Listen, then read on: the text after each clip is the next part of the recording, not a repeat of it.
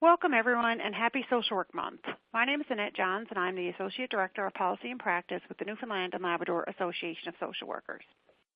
I have the honor of being the moderator for today's education event titled Integrating the Concepts of Emotionally Focused Couples Therapy and Attachment Theory into Daily Practice. This is a topic that is of great interest to social workers from across the province, with over 170 tuning into today's webinar. It's truly wonderful when we can come together as a profession to learn from our social work colleagues and enhance our knowledge and skills. Sessions that focus on a therapeutic approach or practice intervention always generates a great response. As social workers, we engage in continuing education for our own professional development, but also to ensure that we are providing our clients with the highest quality services possible. This webinar this morning is a collaboration between the Newfoundland and Labrador Association of Social Workers and the Canadian Association of Social Workers. The presentation itself will be approximately 60 minutes with about 30 minutes allotted for questions. Please send in your questions throughout the presentation, as only myself and Claudette will see them. Any clarifying questions on material that might be presented can be sent in the moment so that Claudette can answer those. But any broader discussion questions, we can get at those at the end. But feel free to send them on throughout the presentation so that I can compile them for the question and answer period. All the housekeeping details that you need, like how to access the recording and where to download the slides and how to get your certificate of attendance, are included in the housekeeping widget that popped up when you first logged in. Please note that this webinar may be claimed as 1.5 CPE credit hours under the required category of workshops as per the NLASW CPE policy. I now want to introduce our speaker, Claudette Morris. Claudette is a registered social worker and has a Bachelor of Social Work and a Master of Social Work degree.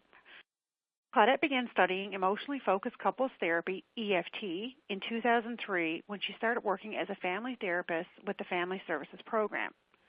She has been interested in relationships and working to ensure safety and security in relationships since starting her career at Iris Kirby House in 1989. Claudette currently works full-time as a Respectful Workplace Coordinator with the Public Service Commission. She also maintains a small private practice working primarily with couples using EFT and volunteers at the St. John's Women's Center as a co-facilitator in groups for women who have experienced intimate partner violence. I'm so pleased that Claudette is joining us this morning, and I'll now pass things over to her to begin the presentation. Thank you, Annette. Hello, everybody. Thank you so much for joining in on the presentation today. I have given you about 60 slides in this presentation. I'll be covering about half of them. My goal for today's presentation is to give you a brief overview of emotionally focused couple therapy as it applies to practice with a broader population.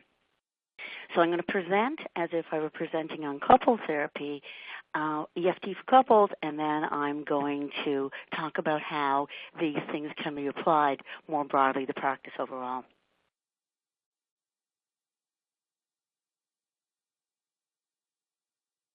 Technical difficulty trying to figure out how to move a slide.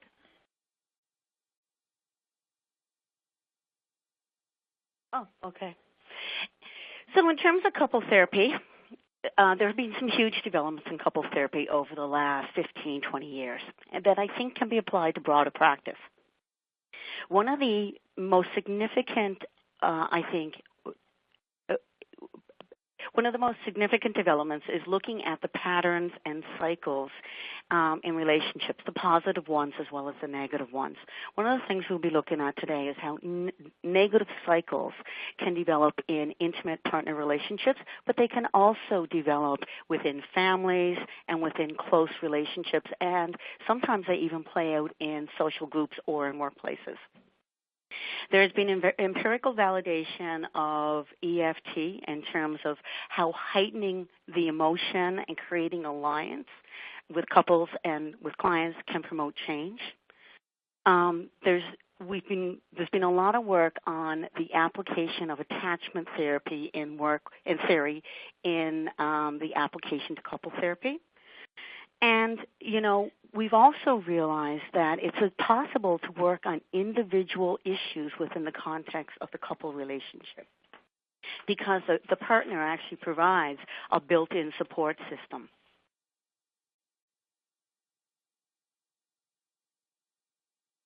So, two key elements of EFT in terms of the experience is that all knowledge is experience, everything else is just information. You have to experience something to make it relevant to yourself so that you know it and you understand it.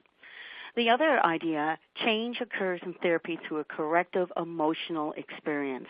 The idea being you have to evoke the emotion, to work in the emotion, to promote change. Now, of course, with the realization that you need to be purposeful in how you evoke the emotion so that you don't get a flooding, so that people are so overwhelmed they're not able to think and process.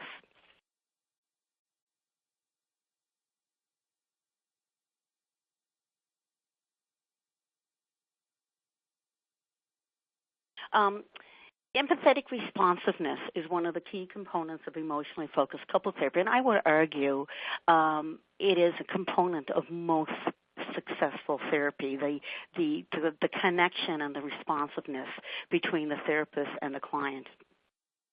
So the goal is that the therapist will actually create a sense of safety, security, responsiveness, in some ways becomes a temporary substitute attachment figure for the individuals in a couple or the individual in therapy so that they can support the clients while they do the work that they need to do. And then as the couple therapy progresses, they can transfer the attachment that they've built with the client to the other partner.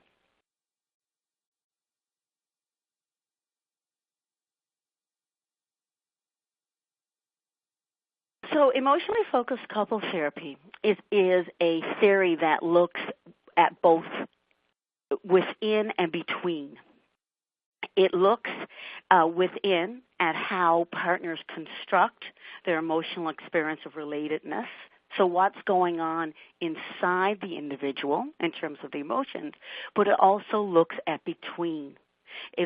Using systems theory and systemic interventions, it looks at what is going on between the partners. That's where the patterns or the dances or the cycles can be uncovered, and they can be explored in terms of what's working and what's not working. One of the things that often happens to couples in relationships is they get stuck in negative patterns of interaction where they have the same argument or the same disagreement over and over again without being able to resolve it. And every time they get pulled into that negative cycle, pattern, or dance, it's like it pushes them further apart when their goal is to try to get closer together. So in order to be able to work with a couple effectively, we need to be able to work with a negative pattern and decrease that so that we can create space for a positive cycle or pattern. When we're working in emotionally focused therapy, Sue Johnson talks about the 4 Ps.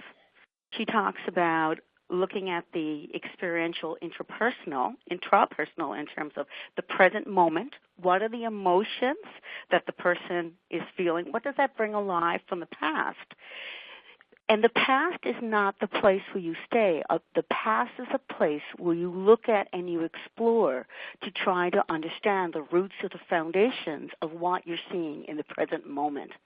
So this is a present-focused therapy that looks to the past for patterns and starting points. We also work with the primary affect. We validate what the person is, we focus on what the person's feeling, and we validate it. It's systemic in terms of the interpersonal, in terms of we look at the process, what's happening, what's being said, how does that play out, and we look at positions and patterns. What is the structure that's happening within between the 2 people that we have in the room with us? Now, this is really significant because while this was developed to work with couples, you can work very effectively with dyads, like family dyads. You can work with them with a mother and a child, a father and a child. You can work with siblings, people who are significant at that attachment level.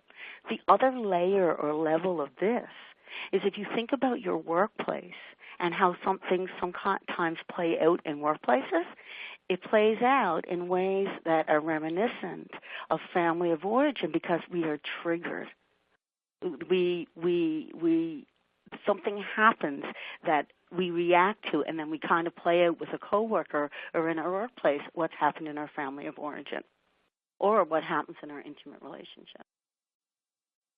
I want to talk a little bit about emotion because emotion is central to this therapy, given the name, emotionally focused. So you think about emotion, and emotion is a warning sign. It is an evolutionary way, is an evolutionary system that we have developed that lets us know that something is right or something is not right, so that if something is not right, we can react and we can keep ourselves safe. So there's some kind of environmental cue. Our brain does a rapid appraisal of the environment. If a risk is detected, our body revs up, our flight or fight response, or sympathetic nervous system kicks in. We give meaning or we reappraise how serious is this risk? Did we get it right or did we overreact? If we overreacted, the parasympathetic nervous system kicks in and we go back to relaxation. And there's an action tendency associated. And if you look at this slide, in terms of the adaptive actions for the certain core emotions, these are very important. And this is important whether you're working with the individual, whether you're working with a couple, or whether you're working with a family. Because there are certain things that we are inclined to do, we are wired to do in the face of certain emotions. And if you think of emotions as warning signals, it makes sense. So with anger, we assert, defend ourselves. With sadness, we seek support, we withdraw. With surprise or excitement, we attend, we explore. And you think about that from an evolutionary perspective. That means we may have found a new food source. So we need to be able to explore it. Disgust, shame, we hide, expel, avoid. Fear, flee, freeze, give up the goal. And joy, contact, we make contact and we engage. So when you're working with a client, whether that's an individual or you're working with a couple or you're working with a group, you need to keep in mind that if certain emotions are coming to the surface, there are certain action tendencies. So for example, if we evoke shame in a session, we need to be aware that when people feel shame, their action tendency is to hide and avoid. So we need to counteract that in our work. I want to talk a little bit about hurt. Hurt is a combination of emotions, sadness, anger, and fear. And when we're feeling hurt, we tend to react in certain ways. We tend to kind of protect ourselves. We feel like we have a loss of control. We're feeling helpless and overwhelmed quite often with hurt because you think of sadness, anger, and fear and the action tendencies associated with them. So if you have those three emotions, you can imagine the intensity of hurt and our reactions to that. The reason I wanted to point out hurt in particular is because so often in our intimate relationships, we are hurt in ways that we would not be hurt outside them because the relationship and the person matter so much to us. The more someone matters, or the more a relationship matters, the more hurt we can be by that. So to talk a little bit about hurt in terms of the attachment significance and the significance in working with couples is that all of us through the course of our lives have experienced things that hurt us. Regardless of how good our childhood was or how successful our relationships have been, we have all had experiences that have hurt us and have left us feeling vulnerable and overwhelmed. These are often referred to as attachment injuries in the literature written for therapists, or raw spots in the literature that Susan has written for the couples themselves. And when with these raw spots, when these raw spots are touched or rubbed against, either in the context of our intimate relationships or the context of our even our personal relationships or our work relationships, we react in a certain way. And those reactions can be exaggerated because a raw spot is a trigger. And we all know about triggers. Triggers bring up all the emotions associated with that event over years. So it could bring back a childhood hurt. It could bring back a teenage hurt. It could bring back a hurt from a previous relationship. So raw spots are very, very powerful. Raw spots are universal. We all have them. And, our raw spots and the severity of impact are related to all kinds of things. It's our own experiences. It's about our temperament, our attachment histories, our present relationships, how safe and secure do we feel in them, and if we've experienced traumas. And with a raw spot and the touching of a raw spot, there's some pretty predictable feelings. Feeling deprived, deserted, deprived and rejected. They trigger alarm and a sense of helplessness, like the danger, danger, danger. So when a raw spot is touched, somebody is on guard. And it's a very good, and the emotions kind of come up. The more we're feeling, the less we're thinking as a general rule. We're not able to feel a lot and reason a lot at the same time. When there's a secure bond, which is the goal of couple therapy, safety and security in the relationship, and that is the goal of when you're working with dyads within a family or with a family. You want safety, you want security, you want connection. So with a secure bond, people are able to manage raw spots in a different kind of way than if they have insecure, even dangerous relationships in their life. And if there's already a negative cycle, hitting a raw spot can deepen that negative cycle, can deepen the intensity of the negative emotion. So there's some core assumptions that come with emotionally focused couple therapy. Rigid interactions reflect and create rigid emotional states. They are typically negatively absorbing emotional states, and they create rigid interactions. It's almost like the infinity symbol, and we'll talk about that a little bit later. I have a diagram for you. So what you need to look at is how what the person is feeling and thinking leads to what they say or do, and how what they say or do impacts on the other person, what they think and what they feel, how they react, and then how the other person reacts. So it's a big infinity loop. It can start anywhere. And this is how we kind of visualize the negative interactional pattern that can happen in couples and significant relationships. We view partners as stuck, not sick, developmentally delayed, unskilled. They got stuck in habitual patterns of interactions, of ways of dealing with emotions and engaging with each other in key moments. So they're stuck, not dysfunctional.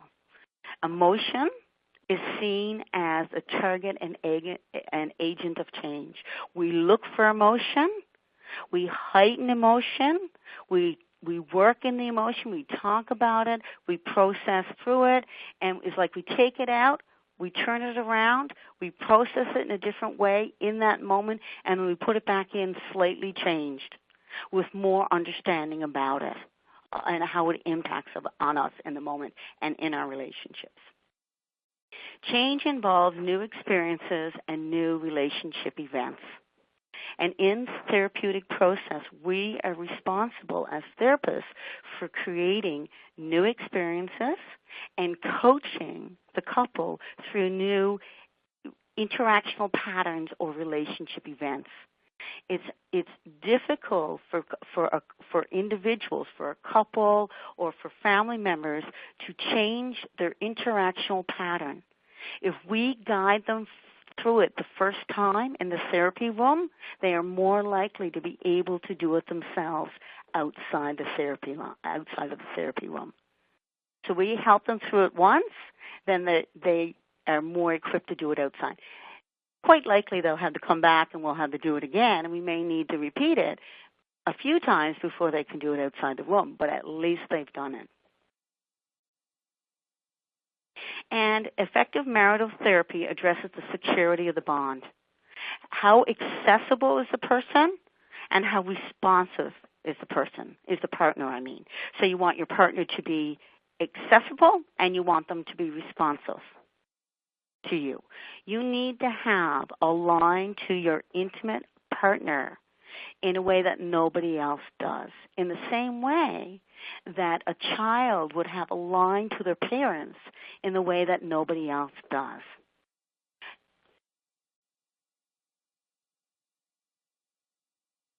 We rely heavily on attachment. Well, it's not so much rely heavily on attachment. Attachment theory frames what we are doing in EFT. We know when we have a couple in front of us that what we want is safety, security, and connection in the relationship. That is our goal.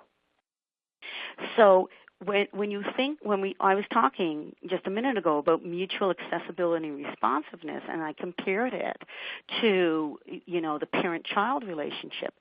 From an attachment perspective, the adult intimate relationship is seen as an attachment relationship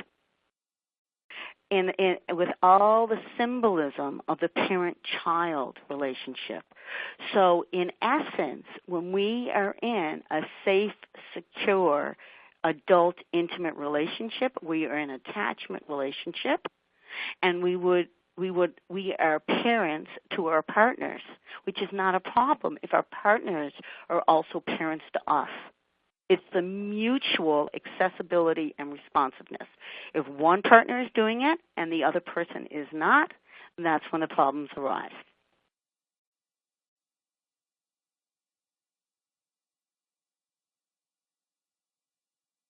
So, I'm not sure how many of you are aware of attachment and have actually looked at some of the videos around childhood attachment and some of the studies. There's one study that figures really strongly in the literature in terms of attachment. That's the strange situation studies. And you can go online, and if you Google attachment and strange situations, you can actually look at variations of this experiment. But basically what happens is you have a child playing, and with the mother present, mostly the mother. Sometimes I guess it could be the father. And then a stranger comes in, then the mother leaves the room, and then they look at what the child does, and then the mother comes in the room, and then you look at how quickly is the mother able to comfort the child. Or there's another one called the Stonefaced Experiment, which looks at how children react from an attachment perspective when their mother might be in front of them, but she's no longer responsive. And you can see how the baby just goes through all kinds of stages in terms of, tries to engage, expresses kind of discomfort, and then how they kind of cry and they turn away. So all of these all these videos about children that you can see around attachment, if you look at them and you think couples or family, that will give you a sense of what we're talking about in terms of how that bond plays out. So, attachment theory, a map to the landscape of love. So this is the connection between attachment theory and couple therapy to show how they can be intertwined. So seeking and maintaining contact is a prime motivation. We want to have contact with our partners. A secure connection offers a safe haven to go to and a secure base to launch into the world. So you think about the little kid who, if they go to a place they're not used to, is kind of they're at their parents' knee, and then they kind of see something they want to go look at, they go look at it, and then they come back. And then they get a little bit of reassurance, and off they go again. That's what I'm talking about. We do that with our partners when we're in a safe, secure, adult, intimate relationship. Accessibility and responsiveness builds bonds, and that is simply if one partner expresses a need, the other partner responds, the first partner is comforted and soothed, the attachment or the bond strengthens in the same way as it does with children.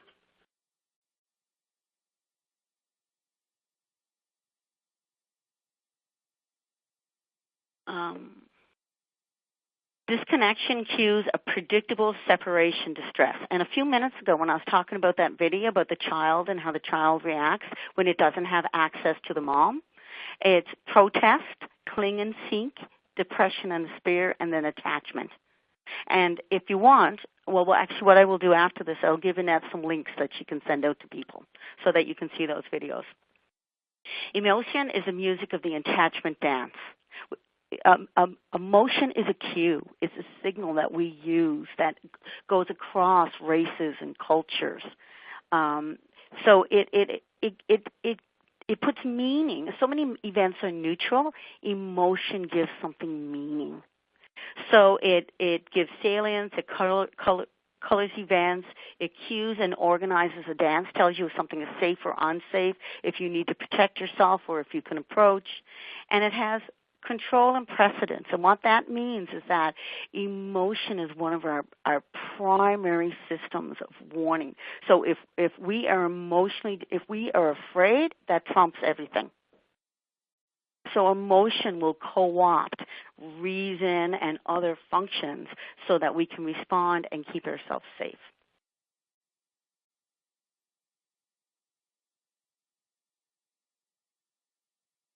There's a finite set of predictable attachment strategies in the drama of distress, and that's around attachment styles.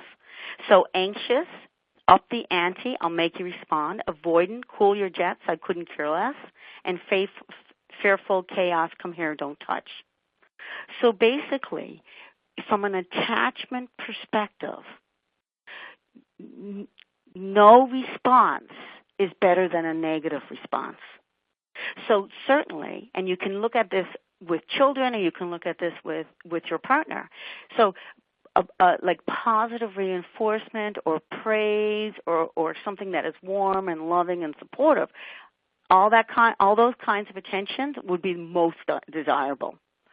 But if for some reason the parent or the partner is distracted or unavailable, that signifies no attention or no connection or no impact, and that is excruciating. So the next strategy would be negative attention, because if you can poke somebody and they respond to you, well, even if it's a negative response and there are negative consequences, at least you know you have an impact on the person and you can make them respond. So from an attachment perspective, no response is worse than a negative response. And it's interesting because if you look at the literature on trauma, one of the things that seems to be emerging is that from a trauma perspective, neglect may have a more significant impact on a child than even physical or sexual abuse, because there's no sense of them mattering or having an impact on somebody. So it's interesting how it all kind of comes together.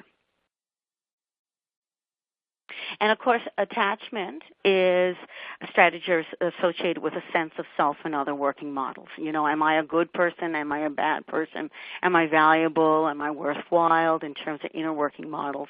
And then outer working models in terms of are people basically good or bad, safe or unsafe, or the world. Is the world safe? Will it meet your needs? Or is the world dangerous and you have to protect yourself against it? So those are inner and outer working models. And attachment defines pivotal moments of healing and injury.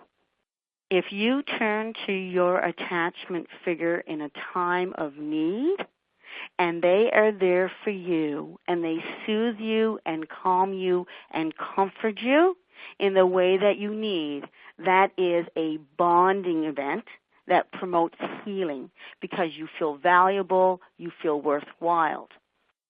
If you reach to your attachment figure in a time of need and they are not there for you, well, then that can develop into an attachment injury, or at the very least, it can weaken the bond or give the person a sense that they are alone in this. This is particularly relevant when you think about couples or even when you think about families. And I guess you could spread it out even to like social situations. Because you think of a couple.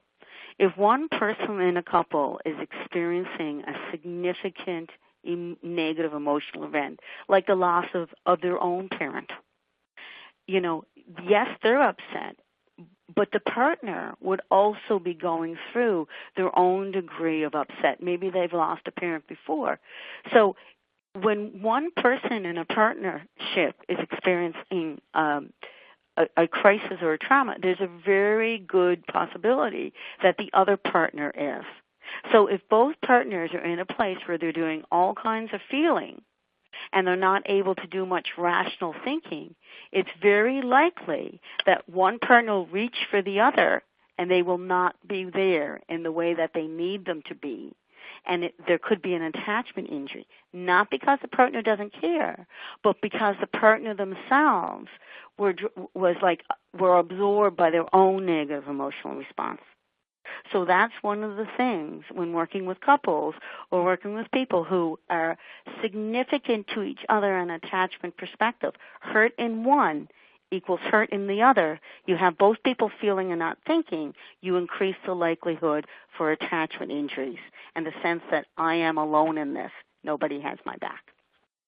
And that's something that I think can be applied across your practice, whether you're working with one person in front of you and trying to understand what's happening for them or what has happened, or you have a couple, or you have family members, or even if you have, colleagues trying to figure out something that's going on in and around them.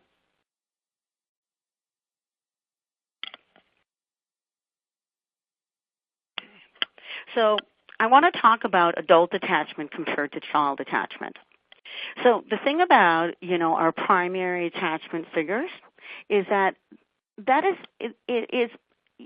that's more of a one-way path, if you will. The responsibility is on the parent to care for the child, to provide for the child, to respond to the child. The child should not be caretaking of the parent. The parent should be caretaking of the child. With adult attachment, that there are three main ways that adult attachment differ from childhood attachment. One is that it's reciprocal, and I mentioned this earlier. We are parents to our partners, and our partners are parents to us. So both caretake, both provide love and support and caring, goes both ways.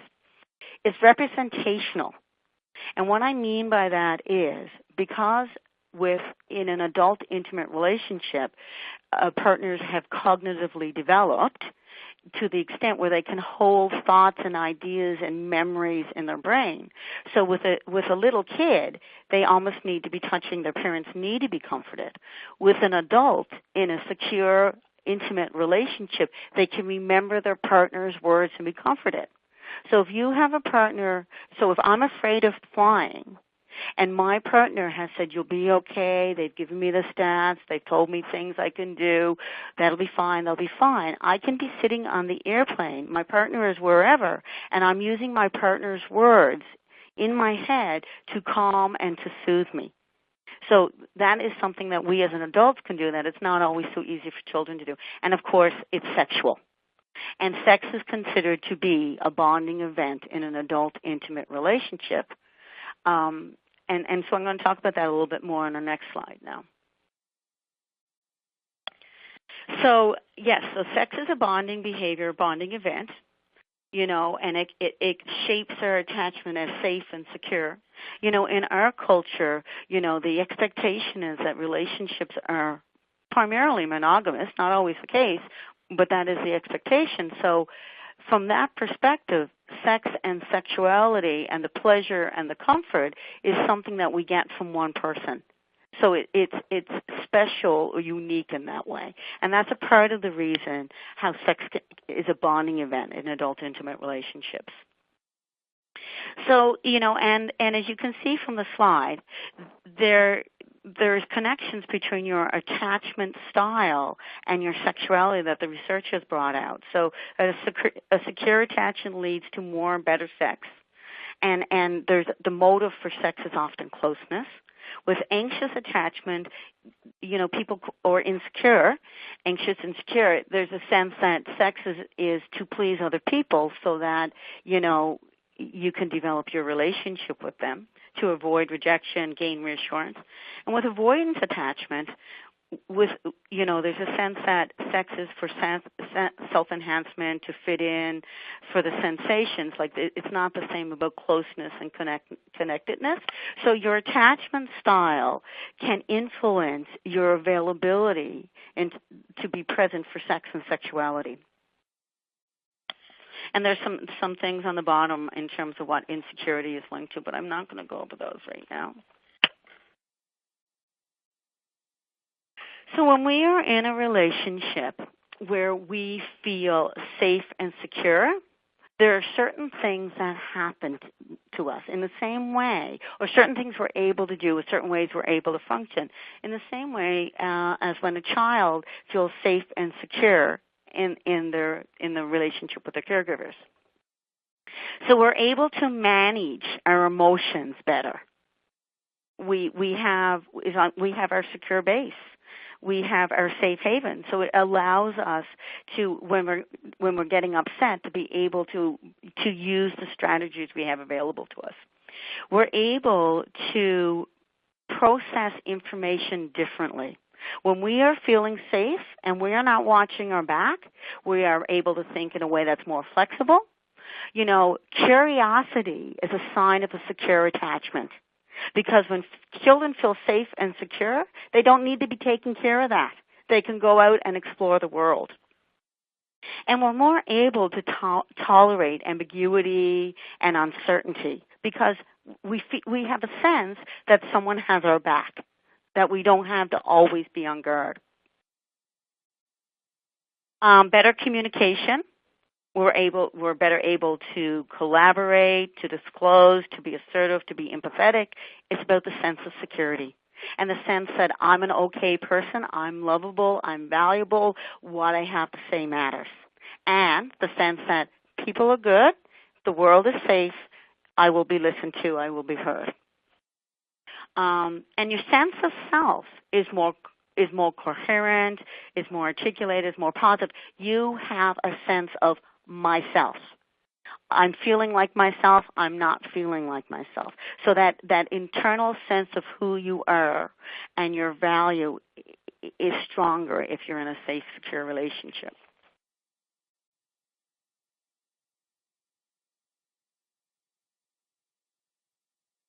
Okay, so when we look at attachment theory and couple therapy, it offers us, I'm a huge believer in therapy. In theory, I believe that theory gives us a map to our practice.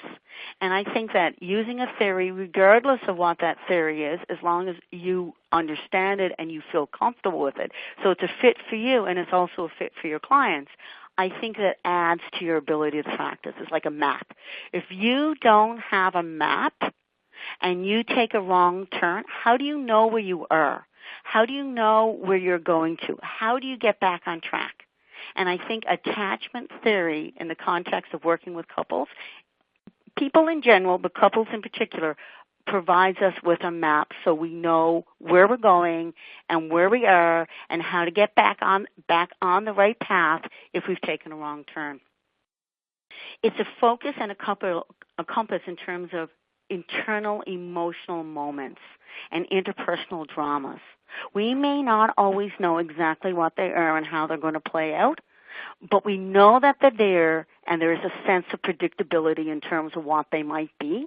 So we're able to ask questions that reveal them to us and, more importantly, to our clients.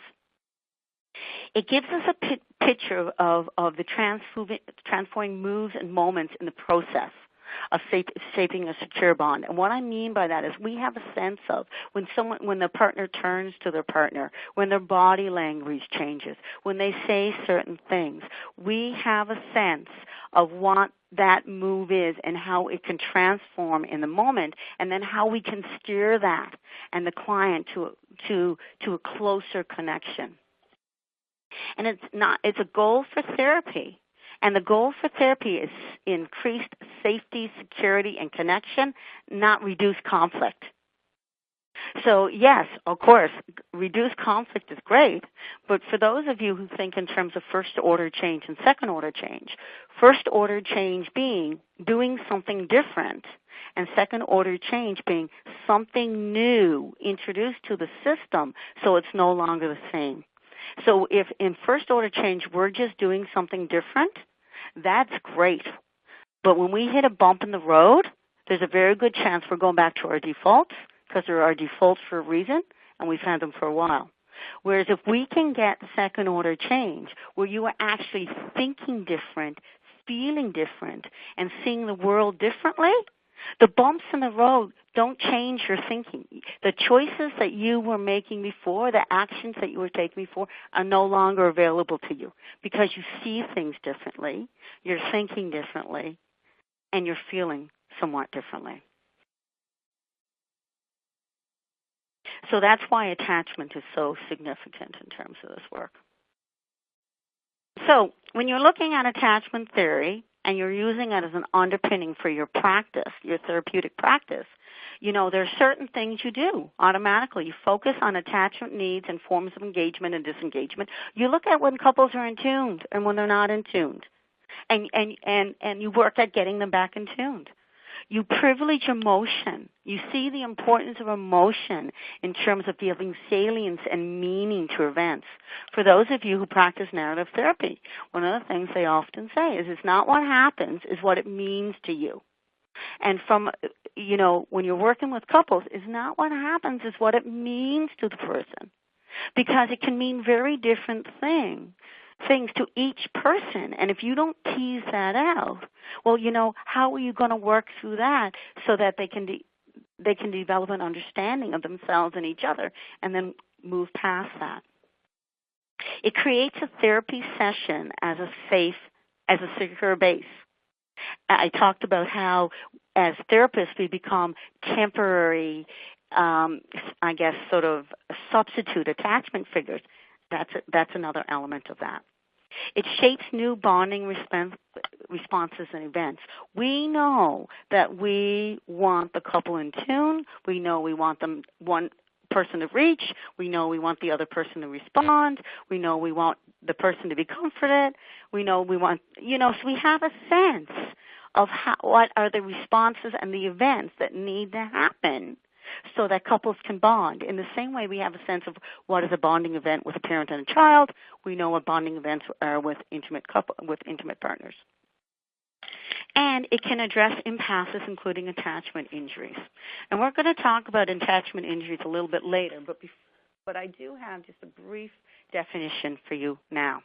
And this goes back to what I said a little bit earlier, that when you're in a couple or in a family and something traumatic happens or there's some kind of crisis, whether that's a death or significant illness, most likely both people in the partnership are affected or all the members in the family are affected, which means that they're not able to be as in tune with each other because they're too absorbed by their own negative emotional reactions.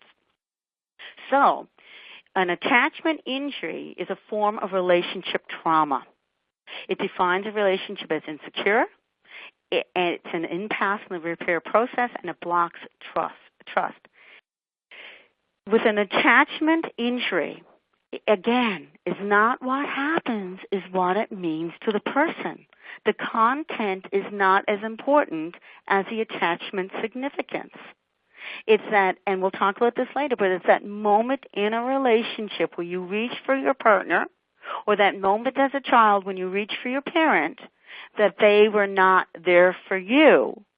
And then your unconscious, possibly your conscious, goes, I am alone in this. I cannot depend on that person to have my back in the way that I need them to.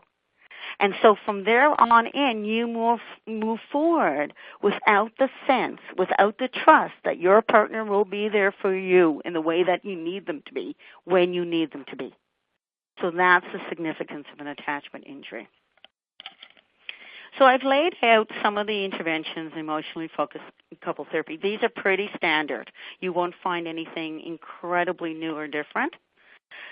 So the two tasks, the first task is about accessing, expanding, and reprocessing the emotional experience. That is evoking the emotion so that you can work in the emotion to kind of reprocess responses and patterns so that you can help people form new ways of interacting or processing that allows them to connect with their partner or to connect with their child. And, of course, there are different skills you use: empathetic reflection, validation, evocative questioning, replaying, heightening elements of experience, empathetic interpretation. I was just asking Annette if we had a question. I thought we did. And, of course, the second task is about creating and choreographing new patterns of interaction. And that is in working at how one partner would ask for what they need, the other person can respond, and walking them through that so they don't fall into their negative cycle or their default patterns, which could be old coping mechanisms from childhood, depending on what their situation was like in their family of origin. So to create and choreograph new interactional patterns, forgot to change that. Sorry, folks. Too interested in talking. So you track and reflect the process of interaction. You reframe the experiences because people have a very narrow way of looking at their own experiences. So you introduce doubt. Or if you're looking at it from a narrative perspective, you thicken. And you restructure and you reshape interactions. One of the things that we will often have to do, and I mentioned on the slide, when we're working with couples, and of course when we're working with families, particularly a teenager and a parent, is we'll need to catch a bullet. So we've got the two people there. We have the couple there in front of us.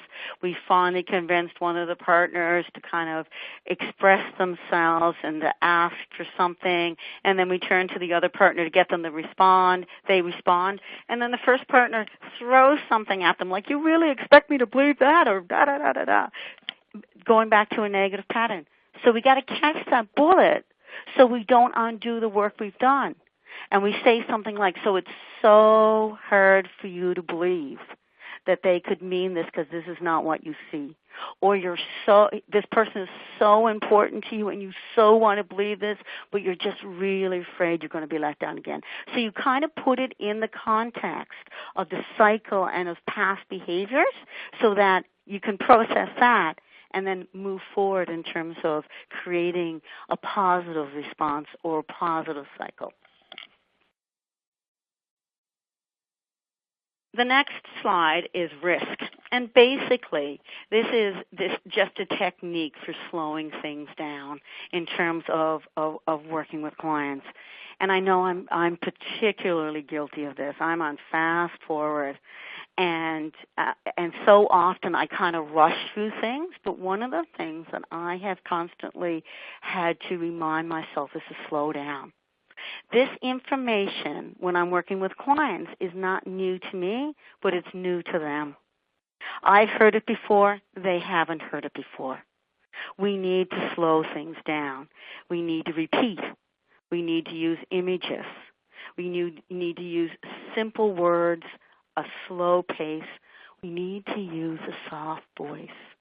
There's something about what they call motherese, or that really soft, lilting way of talking, that actually goes straight to our nervous system and calms and soothes us. And it's also really important to use the client's words. If a client gives you words or a client gives you images, you use them as much as you can, because that is their experience.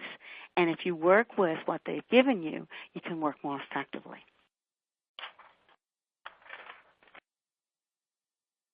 So the next thing I'm going to do now is I'm going to go very briefly over the steps and stages of EFT. EFT has 3 stages and 9 steps. And as I'm going through, and I know that you're not going to come out of this EFT therapist, but if you think about the steps and stages in your practice overall and how you can kind of frame up your work with an individual, your work with a couple, or your work with families in terms of these 3 of these steps and these stages. The first stage is all about conflict de-escalation, which is something that if you think about the clients you work with, so often when they come in, if it's relationship issues, you need to de-escalate before you can do any work. Because with the intensity of that hurt, that resentment, that anger, it's hard to actually get to the processing piece in terms of what's happening from a reason, logic, intellectual perspective. The second stage is about rebuilding bonds and so sort of replacing the negative cycle with the positive cycle of safety, security, and connection. And then the final stage is consolidation and moving forward. So let's go through them a little bit more carefully. So in terms of stage 1, you have assessment. You identify the negative cycle, looking for possible attachment issues. Actually, you connect them into possible attachment issues that you've gained from your initial assessment of family of origin. You assess underlying attachment emotions, and you frame problems in terms of the cycle and attachment needs and fears. The negative cycle is the problem, not the partner, or not the child, or not the whatever. The person is not the problem is the problem. So you externalize it and make the cycle, the it, that both partners or the parent and the child are both working against. They're not working against each other. They're working against the negative cycle who is the enemy. Stage 2, restructuring the bonds.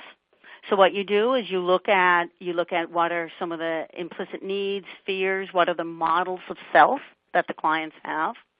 You find a way to promote acceptance in the other partner or the other person. You expand the dance so that it's just not a negative cycle or negative interactions. You interject positive interactions and build a positive cycle. And you secure emotional engagement. You express attachment needs. You get the people to express their attachment needs, and you find a way of helping the other person fulfill them. And in the final stage, the consolidation phase, you look at the new cycle that they've developed. You look at the new story of themselves as a couple, or the new story of themselves as parent and child, or as individuals, depending on what your population is.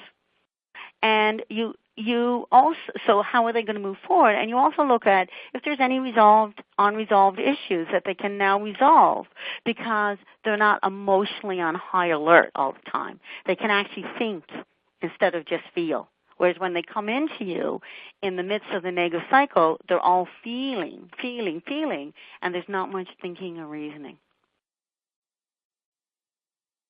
So before I go forward at this point in time, if you have any questions that you wanted to ask me about the material we've covered so far. Thank you. We do have a question that's come in. It's, can you provide an example of people who you've worked with through these stages and the questions you would have asked? That's a really small question. Let me see now. The questions I would have asked in relation to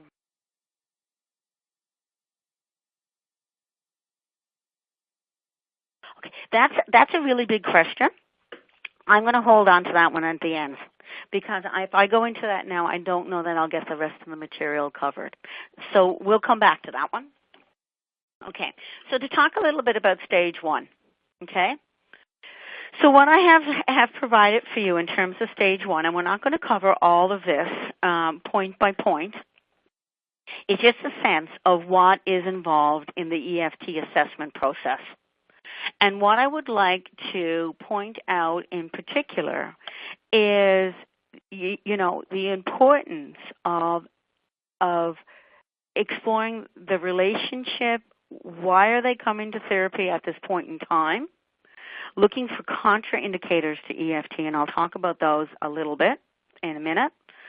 And where are they to in the relationship? Can you notice, what do you notice in terms of how they're talking to each other, how they're interacting? Do you see any negative patterns? Do you see the disconnects or the misattunement? Like, what can you pick up immediately? How reactive are they to each other? How attached are they to each other?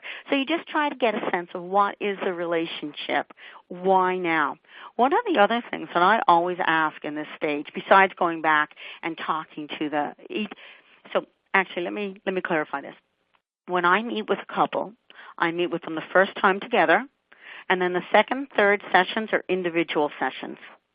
And this is consistent with Sue Johnson's model for EFT. And what I do when I have those individual sessions with clients is I talk about their attachment history, their relationship history, what it's like for them as individuals in this relationship, and if there's any specific secrets, concerns, betrayals that they are worried about or that they know of. So I want to get a sense of what are the underpinnings for them as individuals and for the relationship. So I do that with each of them, and then I bring them back together for the fourth session, and then we talk a little bit about why some of the things that are happening in the relationship may be happening, and we link it to the cycle. This next slide here, this slide here, I talked about the cycle and the infinity loop. This is what I am using as my visual representation for stage 1. This is what I am doing. And I know it says husband and wife. That's a little bit for clarity so that I can say he and she. I have used this model with same-sex couples, and I have used this as well as with traditional couples. And so what I look at in terms of when I'm tracing out the cycle, and you can trace out a cycle whether you have a couple in the room, whether you have two family members in the room, or whether you have an individual who's trying to understand and explore a relationship with a parent or a partner who may not be present. So this cycle is really important. And now when I work with individuals, in my mind, I'm listening to the part of the cycle from the person who's in the room. Now, while I'm listening to the person who's in the room explain their part of the cycle, in my mind, I'm imagining what's happening with the other person, whether that's a parent or whether that's a partner. So I look at action tendencies, I look at perceptions and attributions, I look at secondary emotions. Anger is quite often a secondary emotion. Sometimes you get frustration, sometimes you get sadness, but I also look for the primary emotions, which are more typically shame, guilt, grief, loss, and then I look underneath at the unmet attachment needs. So those are step by stage. So at first I had to trace out the cycle in terms of what's happening. Then I trace it out in terms of the secondary emotions and then the primary emotions, and then I look for unmet attachment needs. The idea being that once couples understand their cycle, they can intervene and they can stop it quicker and quicker and quicker and get to the point where they don't even get pulled into the dominant negative cycle. So stage 2, in terms of restructuring the bonds, that is really about making the other person and their needs visible to each other, and teaching them allowing them to get a sense of what they need, teaching them how to put that into words, to ask for it, then teaching the other person to respond, the first person to accept it, and the second person to feel validated by that. So it's a back and forth process. And so there are certain processes that happen in stage 2 that I just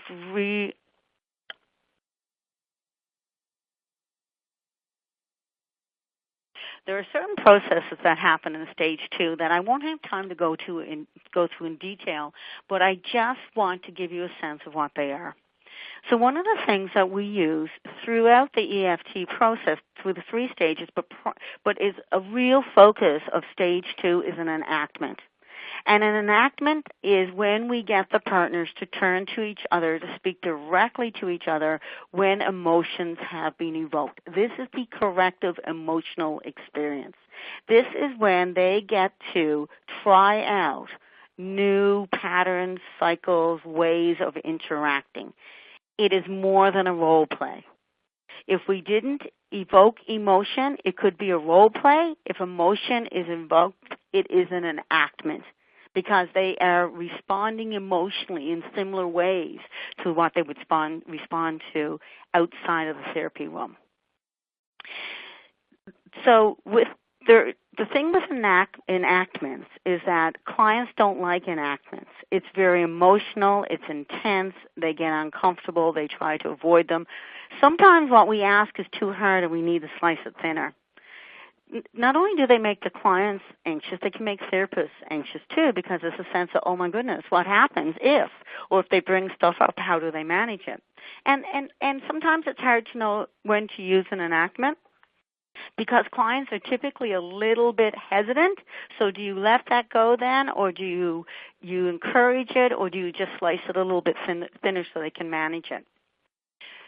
With enactments, there are also, so that's enactments, and we do that, I think, anyway in our practice, and I think we can do that within a couple relationship, within a family relationship, and also with individuals. Sometimes we can play one role or another as a therapist. There are also, in terms of stage 2, there are 2 key change events: withdrawal, re-engagement, and blamer softening. And basically, when we're in a relationship and when we're pulled into the negative cycle in a relationship, we often take one role or another. One person typically pursues the other partner to try to get a conversation going, and the other partner typically withdraws, particularly as they move through the cycle and things heat up. So one of the things that we need to do in stage 2, because this pattern plays itself over and over again, is we need to get the withdrawer to re-engage, and we need to do that first. Because we need the withdrawer to be there and to be present for when the pursuer, often called the blamer, approaches. Otherwise, we are just reenacting the negative cycle. So what we do is we work with the withdrawal, we pull them through stage 2, and then after they are accessible and they are ready to hear what their partner has to say, the pursuer, blamer, then we soften the blamer so that then the blamer can ask for what they need and get their needs met. So you work with the withdrawer, and then when you work with the blamer, and you bring them through the stages. And I think that's important when we're working across client groups and across theories, is that if one person typically withdraws when things get intense, they need to be re-engaged before we can start the process between them and the other person. You can't work with someone who's not present.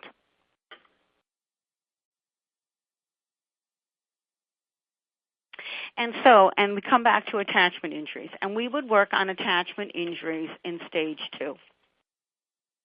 And we talked about attachment injuries, which is a betrayal of trust or an abandonment in a crucial moment of need that defines the relationship as unsafe or insecure, and that sense of I am alone in this, even if that event is a long time ago, can permeate the entire relationship so that one person is protecting themselves and not responding, and the other person can feel that. One of the ways that we know that there is an attachment injury is that when we are trying to get partners to reach for each other, one person says something to the effect of never again. And then they go into some kind of story that almost sounds like a trauma story or a trauma chant, where they get that really vacant kind of way of talking, where you get the sense that they're just looking at a memory or a flashback and just repeating it out. That is a sign that there's an attachment injury. So whether you're working with an individual, you're working with a couple, you're working with a parent-child, that kind of incident means that you need to look at that and what happened then and unpack that before you can move forward in terms of rebuilding or strengthening bonds.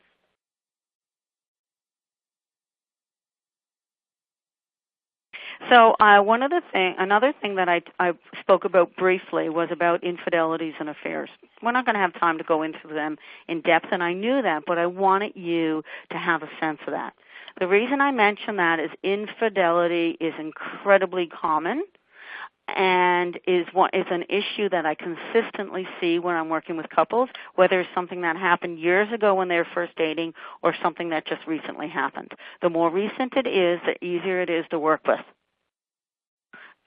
So if you're going back a long, long time, you're looking at attachment injury, and it's hard to kind of work it through. You can't assume that the actual infidelity is an attachment injury. It quite often is, but sometimes it's something that happens after the event when they're trying to make repairs to the relationship that is the actual attachment injury. And sometimes it's not the infidelity, it's the lying about the infidelity that creates the attachment injury.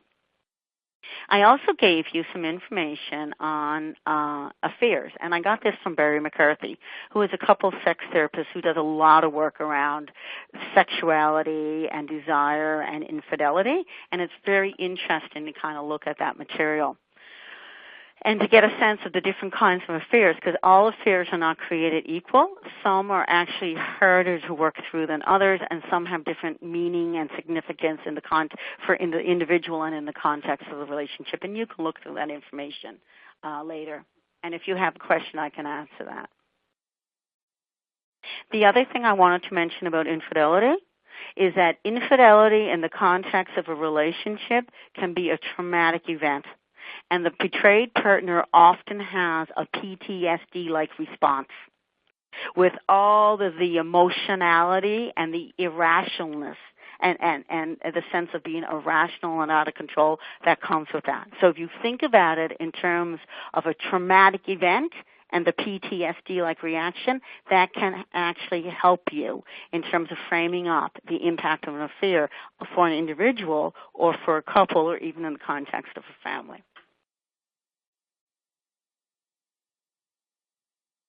And I also have some information on forgiveness, letting go, and moving on, but that's for your information, not something that we have time to go into today. So stage 3. So by the time you get to stage 3, the negative cycle has been de-escalated. There's a sense of at least comfort in the relationship. Then the positive cycle and the bonds have been built and shored up. And so then you come to stage 3, steps 8 and 9, and it's really about looking at the work you've done. What kind of story do they have about themselves as individuals and a couple at this point in time? And are there any loose ends that need to be wrapped up? Quite likely. One of the things that had traditionally been the case in terms of couple therapy is that the couple would talk communication skills. From the perspective of emotionally focused couple therapy, the negative interactions between the couple are not about not having skills. It's about the lack of safety and security in the relationship and how people are focused on protecting themselves rather than joining with or being available, responsive to the partner. So, when people feel more safe and more secure and they're not doing so much feeling, well, then they're able to think and reason, use the skills they have in terms of communication and work out problems. So it's not that people don't have communication skills, it's that they're too activated to use the skills that they have. They can't access the reason or the logic because it's too dangerous. I also included just a little bit on trauma and working with couples where there's been trauma. And I wanted to do that because I think that that's really important. And I have this slide is the one that I want to bring your attention to. Is what a traumatic experience does to us, and then what a secure attachment does. So the whole idea that and the whole the chart is there, but for a traumatic experience would flood us with physical fear and helplessness. A secure attachment offers a safe haven. So if we are securely attached as a child, or as a child to our primary caregiver, or as a adult intimate partner to our partner, well, then that adds us a level of safety, security, and protection. We have a secure base to move out from and a safe haven to go to when the world gets too much. And you think about, if you read down to the list of what a traumatic experience does and what a secure attachment does, you can just see how a secure attachment in many ways is the antidote to a traumatic experience / response.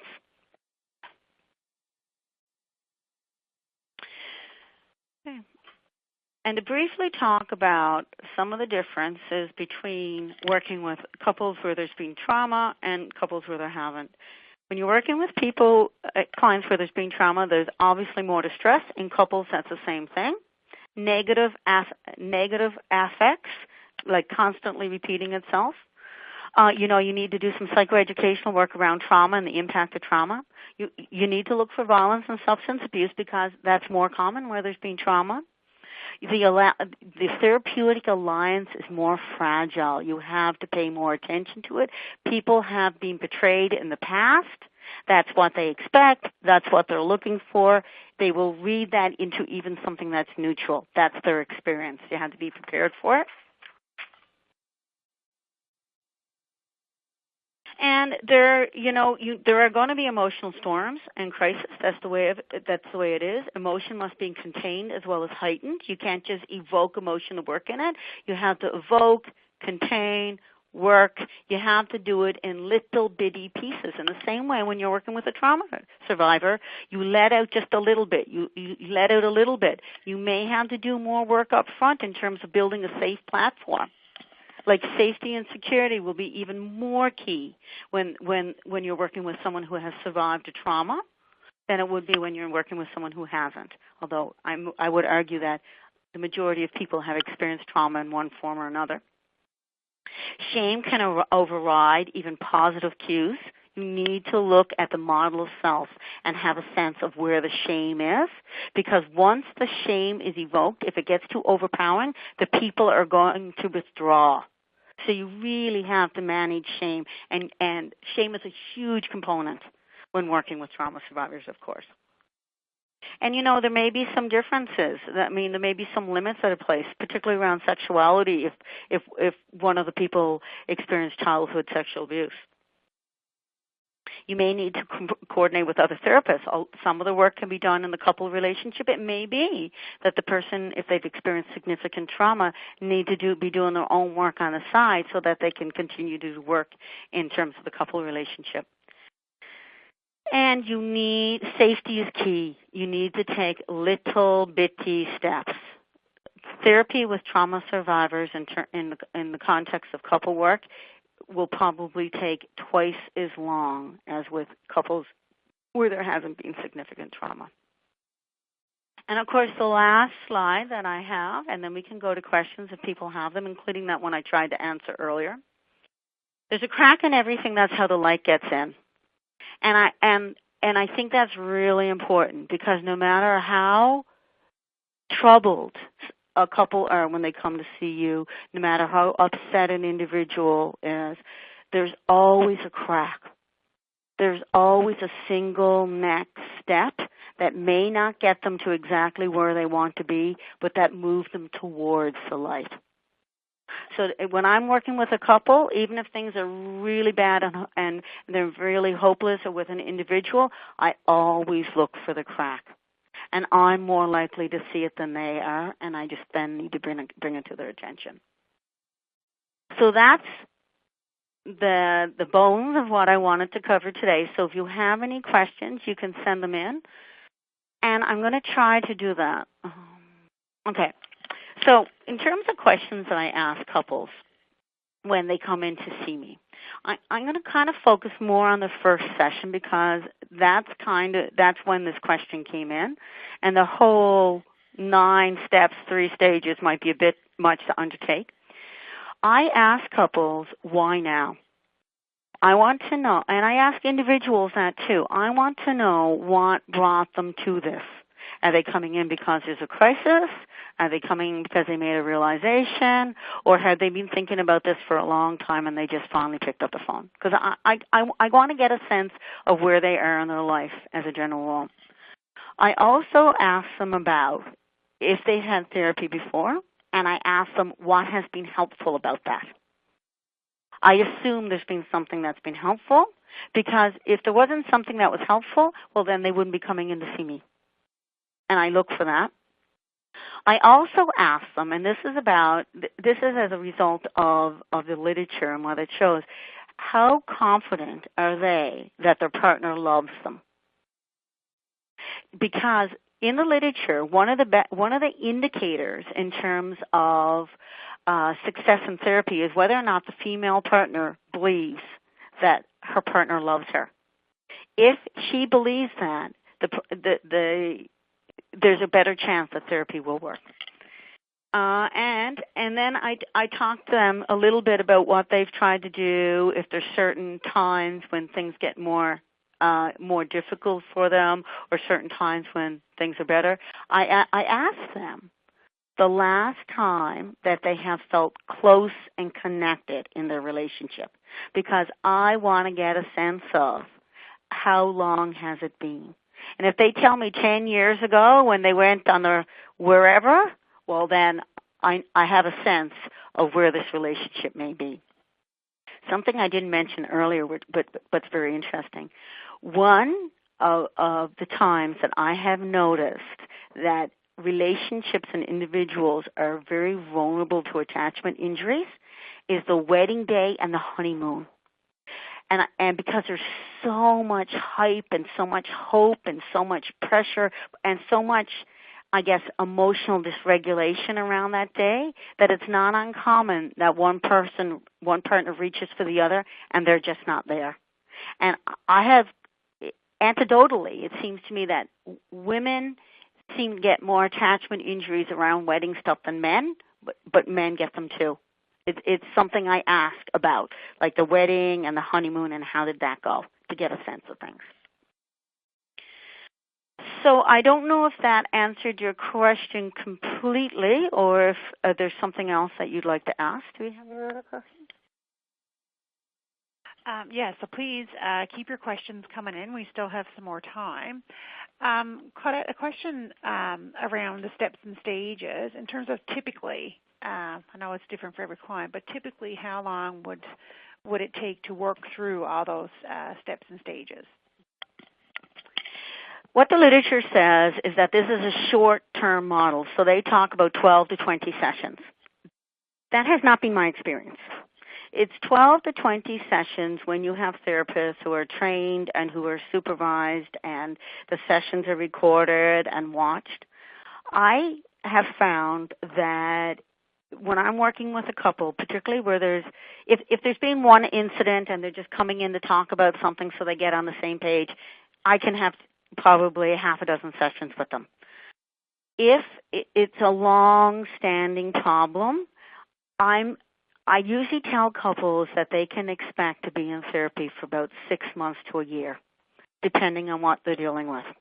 If there's been an infidelity, the further back that infidelity is, or if there's been an infidelity and then another betrayal, or if there's a combination of things, that adds to the length of the time I work with couples. If one of the couples has experienced significant trauma, that also adds to it. So while I would say to you that I work with the majority of my couples about 6 months, it's not uncommon for me to work with a couple for a year. And it's also, I have had couples that I have worked with for up to 2 years when I'm working on a significant infidelity or betrayal or a string of attachment injuries. Interesting. Thank you. Would individual counseling also be recommended for one of the partners if they're going through something traumatic that's more individual to them as part of, in addition to the couple's work? So Yes. I mean, one of the things that is talked about in the literature around emotionally focused couple therapy is that, that this form of therapy can be used to deal with issues, with individual issues like depression or anxiety, even to some extent, recovery from trauma. But depending on the intensity of the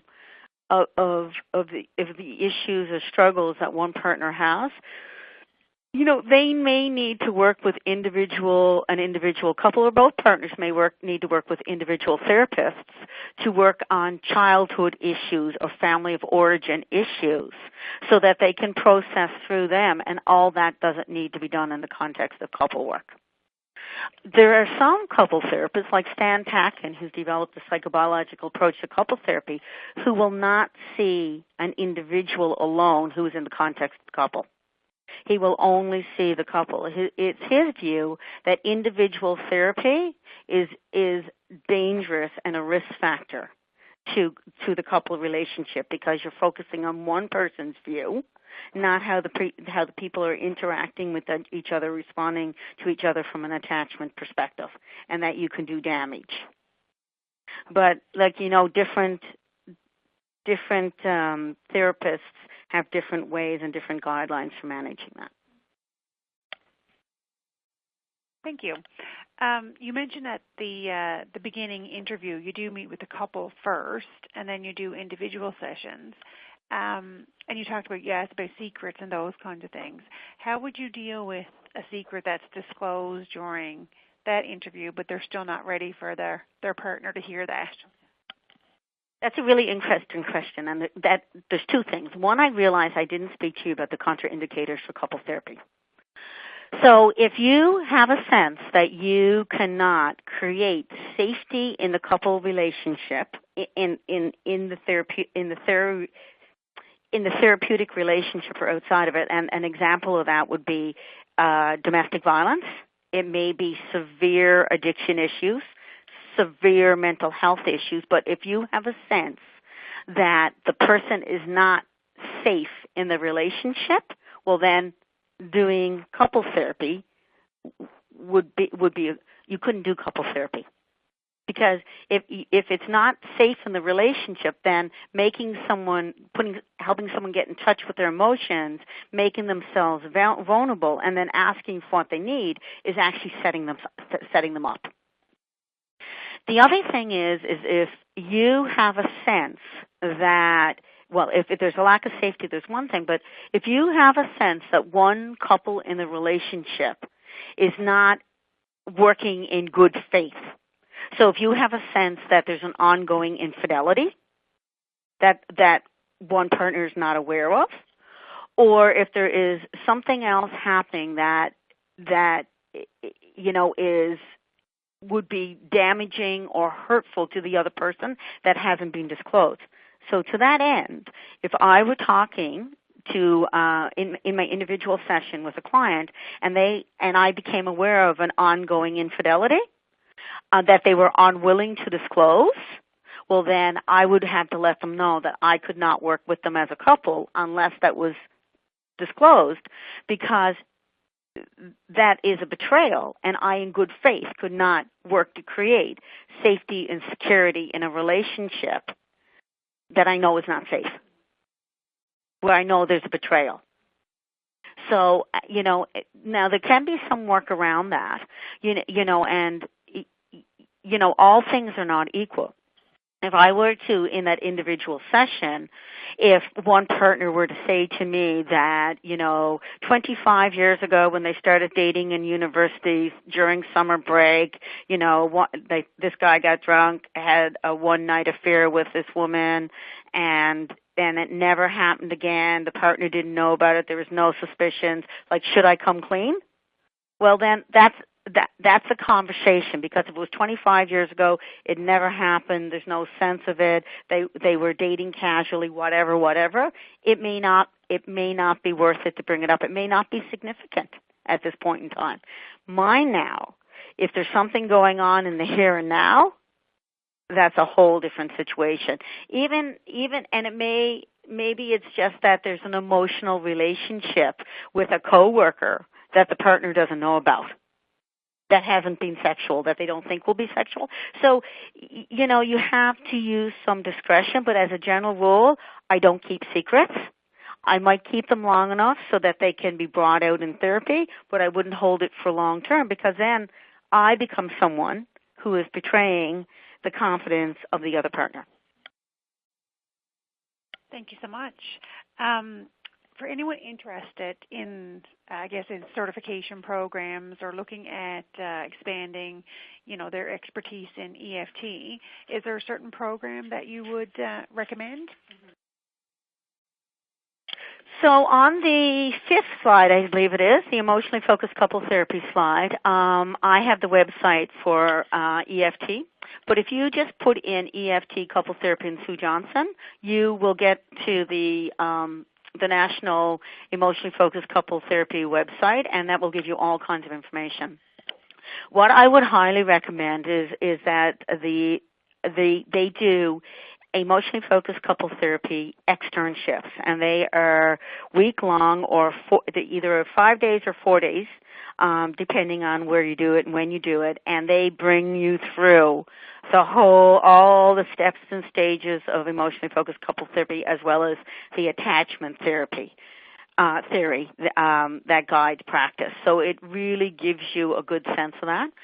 Sue Johnson has written several books for therapists around emotionally focused couple therapy. There's a general textbook, there's a case book, there's a workbook, there's books on attachment.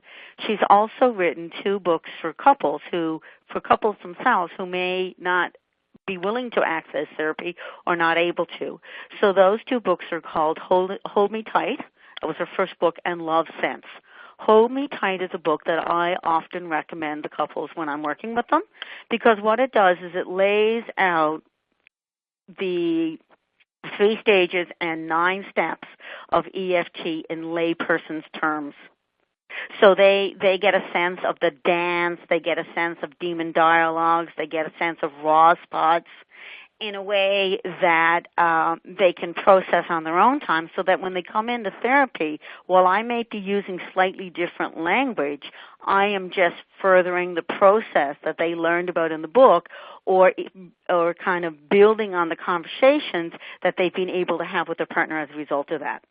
So Hold Me Tight in particular is very useful, I find, when working with clients. Excellent. Thank you so much. And I think that's all the questions that we've had come in, which is perfect timing because we're just about to the top of the half hour. So I just want to take this opportunity to thank Claudette for the stellar presentation and for sharing your knowledge, expertise, and experience with us today.